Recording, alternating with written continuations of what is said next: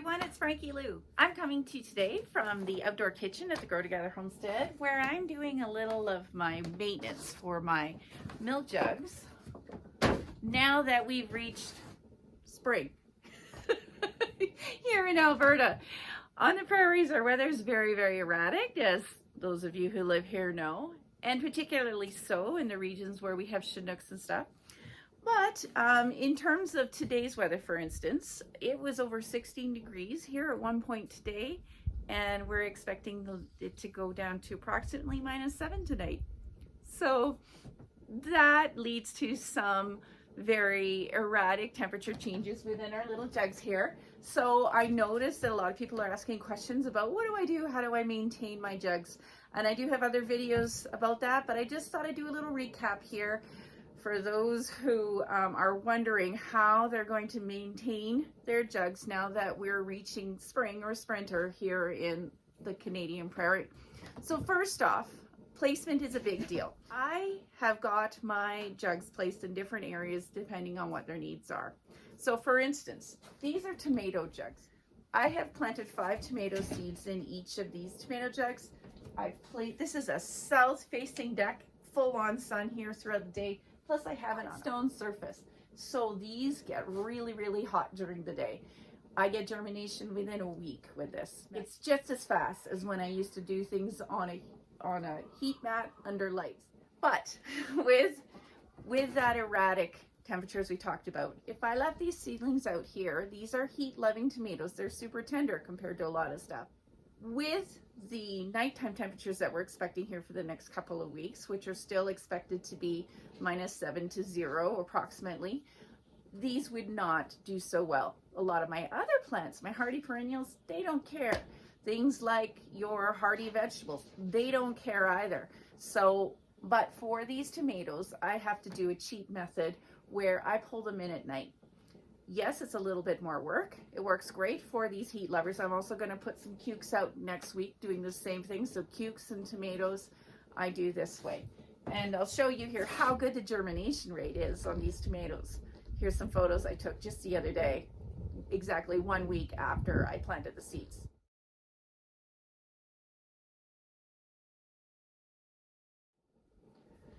So as you can see, that's a great germination rate.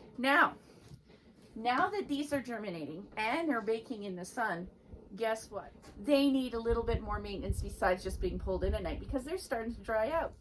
These jugs still don't require the daily watering and maintenance that's usually required when you do tomatoes under lights inside. But some of these jugs, not all of them, some of these, this one here, yep, some of these jugs are getting quite light.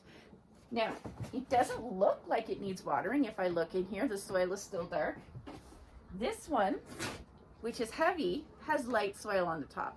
How I tell is by picking them up. Light jugs need watering. This is the time of the year, now that we do have the sun coming down, that you do need to check, and you need to lift these up every few days or so to see what needs watering. I just pop them. This is just a nice bin that I've got here with some water in it. And I'm just going to pop those in there. That one's heavy, doesn't need it. I'm just going to pop those in there to soak up the water from the bottom. Okay, if they're floating a little like these ones are, that's also another good sign that they need watering. Just leave them in there for a few minutes. They'll get nice soaking up from the bottom. I'll take them out and then I'll put them back. I also, if I was seeing germination starting to happen in some of my other jugs, I would also do that for them as well. These are tomatoes, heat-loving plants. So this is why they are south-facing. You can tell it's really hot and sunny here on this south-facing side of the house. The north-facing side of the house is a very different story, and I'll show you that. All right, what we're looking at here are a whole bunch of my standard milk jugs that I planted that are still on the north side of the house. They're not out in the full sun right now, and they're holding tough. I haven't seen any germination in these jugs yet, and that's okay. There's still a little snow here on this side of the house, even though we did have 16-degree temperatures here today. So these guys are hanging tough. They'll probably be germinating sometime within the next week or so. but I have done a little bit of lift testing with them, and I'm not finding that they need any of these need watering at this point. If you are concerned about your jugs germinating too quickly in this daytime highs with the low nights, it's probably best to maintain those jugs in a shadier area for now, just so they're not going to receive the full-on heat of the day. That's why I have so many of my other jugs placed on the north side of the house. I don't want them to germinate yet. I do have some other jugs that I've placed here in my outdoor kitchen, which are hardy things that are starting to germinate, but I know that because they're things like herbs and hardy perennials, they're going to be fine. Those things that you're worried about that maybe are your more tender stuff, this might seem counterintuitive, but it's best to maintain those in the shade right now so that they're not going to germinate too quickly during the heat of the day and then be slammed by those nighttime temperatures. Does that make sense? If not, let me know. Ask me questions. That's what I'm here for.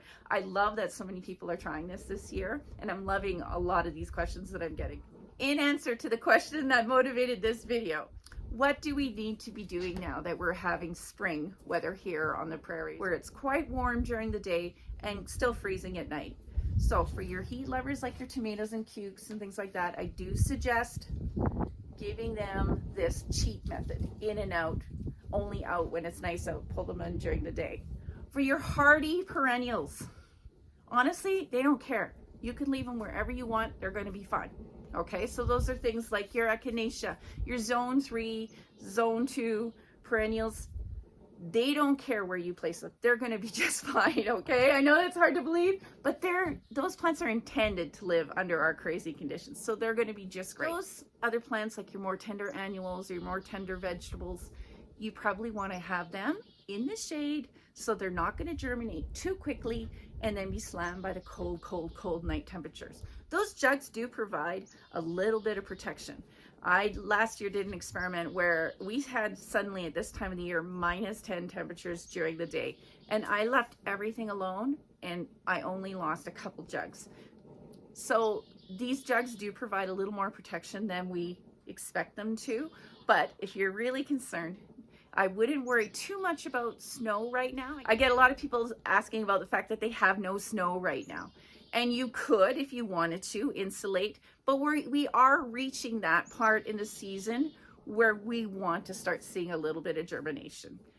Not too much, but a little bit, if that makes sense, okay? I know that sometimes just leaving things be can be a bit stressful, but I have found that just placing them in a shadier area during the day where they're only gonna get morning sun. For me, that's the north side of my house. Sometimes I'll put stuff on the east side of the house, but north or east is good, so that just gets the morning sun, not the really hot baking part of the day.